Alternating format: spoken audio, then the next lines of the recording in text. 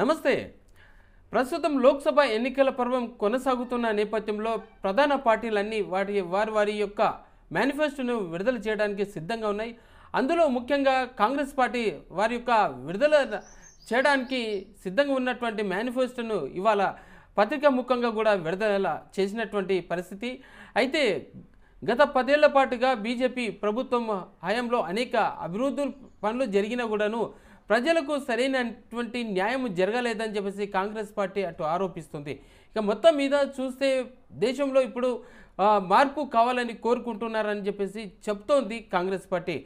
ఇక ఆ రకంగా ముందుకు పోతే ఇక రాబోయే ఎన్నికల్లో మొత్తం మీద చూస్తే సుమారుగా 400గా పైగా స్థానాలు కాంగ్రెస్ పార్టీ చేజిక్కించుకుంటుంది అని చెప్పేసి వారి యొక్క అవగాహన, వారి యొక్క అంచనాలు. అయితే ఈ అంచనాలను తారుమారు చేస్తూ మళ్ళీ మూడవసారి గద్దెనెక్కుతాం, ప్రజా పరిపాలన కొనసాగిస్తాం, ప్రజలకు అనువైనటువంటి పరిపాలన కేవలం అందించేది మా బీజేపీ పార్టీయే అని చెప్పి వీరంతా బీజేపీ శ్రేణులు అంటున్నారు. అయితే ఈ సందర్భంగా జనజాతర అనేటువంటి కార్యక్రమాన్ని రేపు హైదరాబాద్లో తలపెట్టింది కాంగ్రెస్ పార్టీ. అయితే దానికి సంబంధించిన విషయంలో దానికంటే ముందు రోజే ఇవాళనే కాంగ్రెస్ పార్టీ తమ యొక్క మేనిఫెస్టోను విడుదల చేసింది.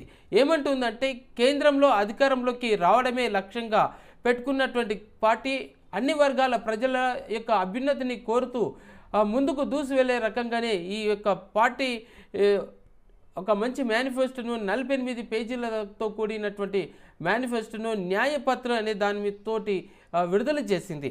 ఇక లోక్సభ ఎన్నికల మేనిఫెస్టోను విడుదల చేసిన తరుణంలో ఇందులో ముఖ్యంగా సామాజిక సంక్షేమ పథకాలతో పాటు 25 హామీలను కూడా పొందుపరిచింది. ఇటీవల ఢిల్లీలో జరిగినటువంటి కార్యక్రమంలో ఏఐసిసి అధ్యక్షుడు ఖర్గే, తర్వాత ఆ పార్టీ యొక్క అగ్రనేతలు సోనియా గాంధీ, రాహుల్ వీళ్ళందరూ కలిసి ఒక మేనిఫెస్టో కమిటీ చైర్మన్, తర్వాత చిదంబరం, మరి పార్టీ జనరల్ సెక్రటరీ, ఆ తర్వాత కేసీ వేణుగోపాల్ తదితర ఇలాంటి వాళ్ళందరి నేతృత్వంలో ఈ మేనిఫెస్టో తయారైంది. ఆ తయారైన దాన్ని మీడియాకు విడుదల చేశారు. మొత్తం మీద చూస్తే 5 అంశాలకు ఎక్కువగా ప్రాధాన్యత ఇచ్చినట్టుగా తెలుస్తుంది. అదేంటంటే పెట్రోల్, డీజిల్ ధరలను వెంటనే తగ్గిస్తాం, తర్వాత లోక్సభ ఎన్నికల తర్వాత కూడాను ప్రజల యొక్క నిత్యం వారి యొక్క యోగక్షేమాల గురించే పసిగట్టడం, వారి కోసమే నిత్యం శ్రమించడం అనేది జరుగుతుందని చెప్పేసి వారిని ఆ విడుదల చేసినటువంటి మేనిఫెస్టోలో అన్నటువంటి మాటలు. ఆ తర్వాత ఈ చిదంబరం నేతృత్వంలోని వెలువడినటువంటి ఈ మేనిఫెస్టో దేశంలోని వివిధ రంగాల మేధావులు భారత్ జోడో యాత్రలో రాహుల్ గాంధీ ప్రజల వద్ద నుంచి తీసుకున్నటువంటి ఇన్పుట్స్ ఆధారంగానే ఈ మేనిఫెస్టో విడుదల చేసినట్టుగా తెలుస్తుంది. ఆ రకంగానే వాళ్ళు మేనిఫెస్టోను తయారు చేశారు. అయితే మేనిఫెస్టోలో ముఖ్యంగా రైతులకు న్యాయం, మహిళా న్యాయం, యువత న్యాయం, కార్మిక న్యాయం, భాగస్వామ్య న్యాయం, ఇలాగా 5 అంశాలు ఉన్నాయి.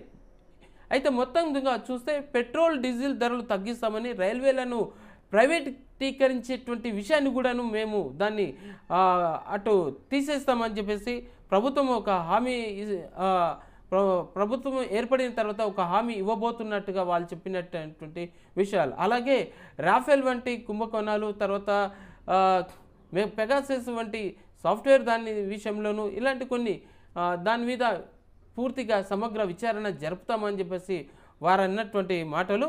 అయితే అలాగే కాకుండాను ఇక కులగణన, పేద మహిళలకు అందరికీ ఏడాదికి ₹1,00,000 ఇవ్వనున్నట్టుగా వారిచ్చినటువంటి మేనిఫెస్టోలో తెలిపినటువంటి మాటలు.